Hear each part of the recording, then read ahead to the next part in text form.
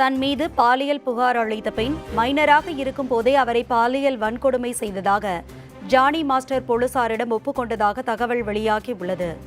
தமிழ், தெலுங்கு திரையுலகில் பிரபல நடன இயக்குநராக திகழும் ஜானி மீது இளம்பெண் நடன கலைஞர் ஒருவர் பாலியல் புகார் அளித்தார்.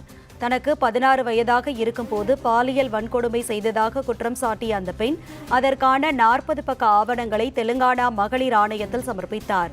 ஹைதராபாத் ஆகிய இடங்களில் நடைபெற்ற படப்பிடிப்புகளின் போது தன்னை பாலியல் வன்கொடுமை செய்ததாக ஜானி மாஸ்டர் மீது அந்த பெண் குற்றம் சாட்டியிருந்தார். இதனையடுத்து ஹைதராபாத் அருகில் உள்ள நர்சிங் போலீசார் விசாரணை நடத்தி அவர் மீது 3 பிரிவுகளில் வழக்கு பதிவு செய்தனர். இதனைத் தொடர்ந்து திரையுலகில் நடன இயக்குநராக ஜானி பணிபுரிவதற்கு பிலிம் சாம்பர் தடை விதித்ததோடு பவன் கல்யாண் அவரை கட்சியில் இருந்தும் நீக்கம் செய்தார்.